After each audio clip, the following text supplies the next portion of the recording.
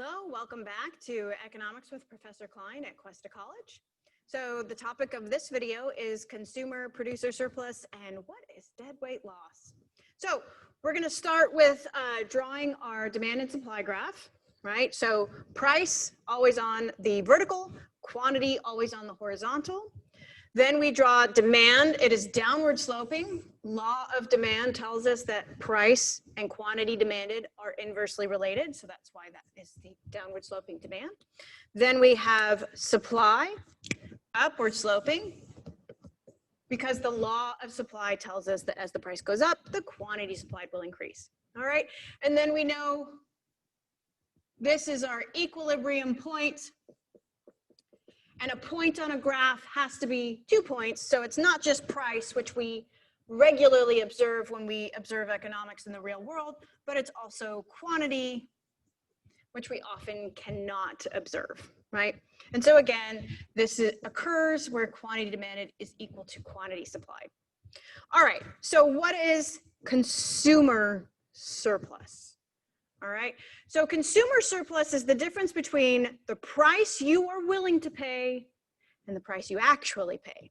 So here's the interesting thing about demand, right? The law of demand, it's based upon the idea of what a person is willing and able to pay. So all of these points on the demand line are people or are quantities that people are willing to purchase and the associated price, right? The lower the price goes, the more people are willing to buy this item and or buy more of this item, right? So demand here, right, represents the highest willingness to pay. So when we come back to our definition for consumer surplus, it's the difference between someone's willingness to pay and the price actually paid. So in equilibrium, this is the price we are paying. So consumer surplus is much easier to visualize on a graph than it is on a table, because it's simply the area, right, between the demand curve and the price we're paying. So in this case, equilibrium price. So here is the amount of consumer surplus. Right? And a little bit of geometry goes a long way. We can figure out the consumer surplus by using the area of a triangle. Half of the base times height, or base times height, doesn't matter, right? So that's how we can figure out consumer surplus. What then is producer surplus? Well, might be helpful to think of producer surplus as profit.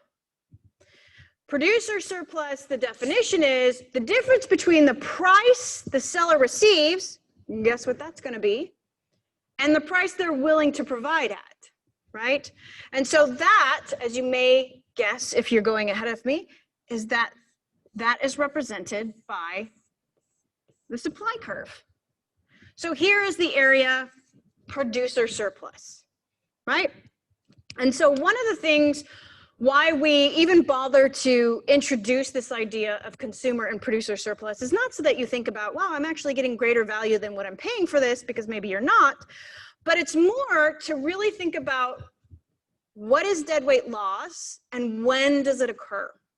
So one of the areas where we see deadweight loss occur, and why I've paired this with another chapter, is when we have price controls. And there are two different types of price controls.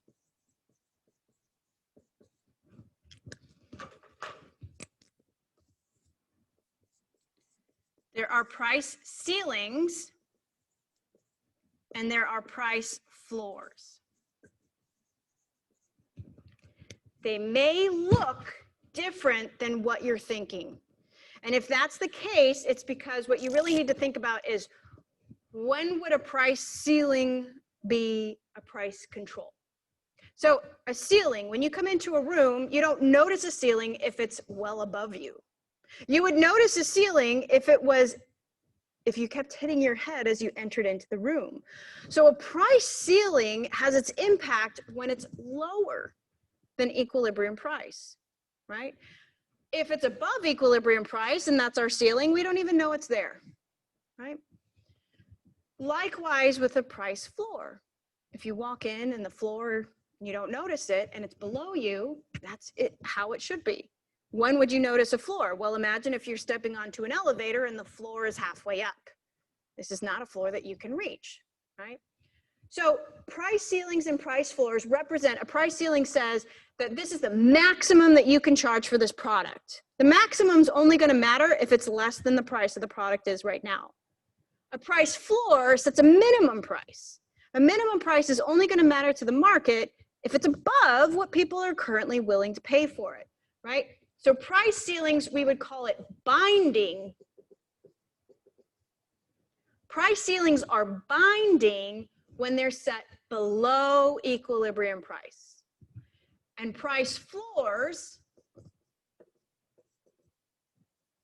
are binding when they are set above equilibrium price, right?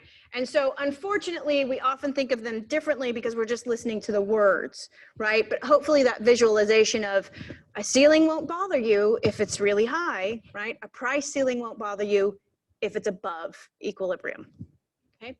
So let's just do this with one example of a price control, and it can follow about what its effects will be on total surplus. And so total surplus, if you see the term consumer in front of surplus or producer in front of surplus or total in front of surplus, we're not talking about a surplus of goods. We're now talking about what is the producer getting, what is the consumer getting, and in total, what are the consumer and the producer getting in total, right? So if you see one of those three words in front of the term surplus, we're no longer talking about quantity, we're talking about value. All right, so here's my demand, here's my supply, and here is equilibrium price.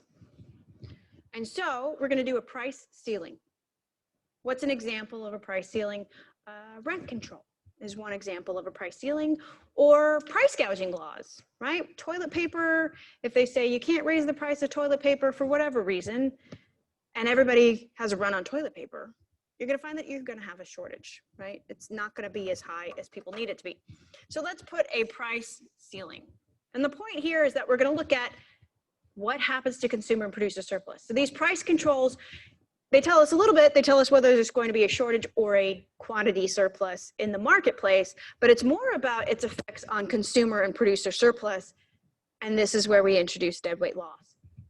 So price ceiling, right, says that this is the maximum price that we can charge. So we're not getting to this equilibrium quantity because we can't get to this price. And so here's the quantity that suppliers are going to produce at this price. Is that what people want? No. Because it's so much cheaper than it was before, right? It's this much cheaper. More people want this item for this cheap price. So you have an even larger surplus than you would have had, right? So you've got all these, shortage. You've got all these people who would show up in line who aren't getting it, because this is how many there are, and these are all the people left in line who aren't getting it, right? So who's being helped, who's being hurt? Well, turns out that with price controls, everybody's being hurt. That's where we get to deadweight loss. Well, now, there are a few individuals who win out. So just like with Production Possibilities Frontier, everybody wins, and it's a question of who wins by more. In this case, everybody loses, but some people lose by less, right? And so here's the price, right? Demand is still what people are willing to pay. It's just these people can't get this item. There's no more left, right? And so now what happens is, here's the new price that's being charged, this price ceiling. Here's our new consumer surplus, this new trapezoid. Well, what happened to this? Well, nobody gets it. What happened? We lose. We lose out. Trade, the amount of quantity being exchanged, right? the amount of quantity being exchanged in this market is reduced. Why? Because the price can't move up. So less people get it. And what happens to producers? Well, they have to accept a lower price. Why can't more people get it? Because fewer people want to provide it at this price. So here is our producer surplus. Right? So again, this is deadweight loss. So really the important thing to understand here is what is deadweight loss, which we abbreviate DWL. Deadweight loss is simply the loss to both consumers and producers when there's a price control or some other third-party intervention in the market. Who's a third party? The government is often a third party, right? Why are they a third party? Are they producing it? No. Are they consuming it? Probably not. Who are they? Third party, right? So when we say third party, we simply mean not the party producing it, not the party consuming it, but this third party that's now setting up the structure. And that's actually what a government does. They set up the structure of the market to allow for trade to take place, right? So this is what happens if we have a binding price ceiling. We're going to have deadweight loss. So the entirety of society is worse off. Consumers are a little bit better off, but not all of them, right? All of these people waiting in line, they're worse off. But we don't always know how much worse off they are. But we do know that these people who got, say, this apartment or this toilet paper, they're better off because they would have paid way more for this than they actually ended up paying because of this price control. But producers are losing because they would have gladly produced more at a higher price, but they're not going to produce that much at this price ceiling, right? So then what happens with the binding price floor? We take a moment to erase this. Come back in just a second.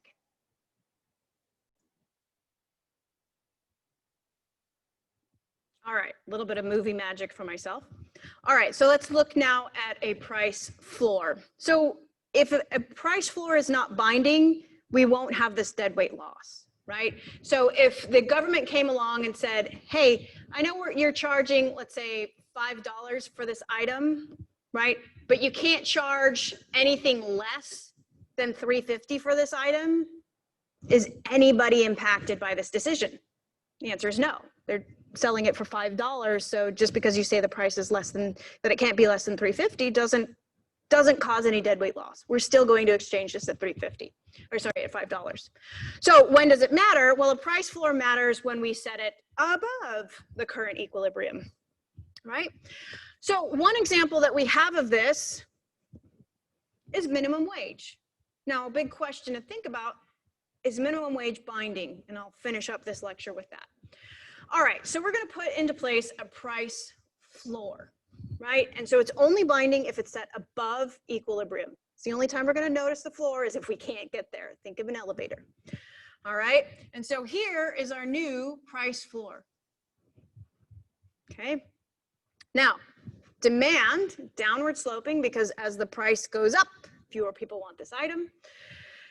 And it also represents people's willingness to pay. So what's going to happen? Well, I don't really want this item, you know, if it's going to cost more than I expected, right? So let's say coffee for some reason gets a price floor.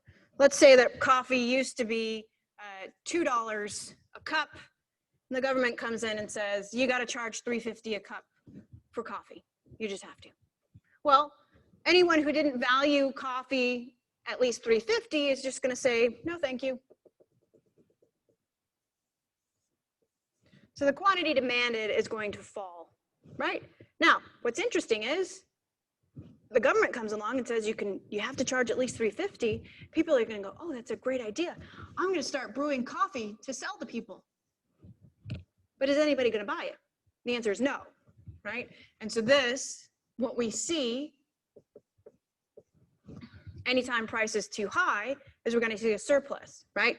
If there was no floor here, if the government wasn't saying you had to charge $3.50, then the price would simply fall until there was nothing left. But this is going to be a persistent surplus because the price can't fall. This is actually where you get the idea of government cheese, right? Is that they set a price floor for dairy for a long time. What are you going to do with dairy? Well, you turn it into cheese so that it preserves for the longest time. And then there's going to be still a ton of cheese. So what are you going to do with it? You're going to buy it and then give it to other people. All right. So is this still going to create some deadweight loss? The answer is, of course, yes. But why and where? So what's going to happen? Well, this is the new price that consumers are paying, right? So it's always between the demand line that represents our willingness to pay and the price actually paid. So here's our new consumer surplus, much smaller than it used to be, right? Because in equilibrium, it would be all the way down here. Well, what about producers? Hey, I get $3.50 for a cup. But what if the government doesn't come along and buy up my surplus? Now I've just got excess surplus at this higher price, but nobody paid the higher price. They're eventually going to go out of business. But those who are left in business, right, are going to earn huge profits as compared to what it was before. So again, everyone's losing. It's just that they're not both losing by the same, right? And so what's happening? Well, what has happened to the quantity exchanged in this market? It has fallen. Right? We've gone from this Q star, maybe this is 100 cups, to now QD, and maybe that's 50 cups, right? And so what are we saying about this piece? Nobody gets it. And so the terminology in economics is we are incurring some deadweight loss, right? We would both be better off, both suppliers and producers, and in total be better off if you lifted this price floor.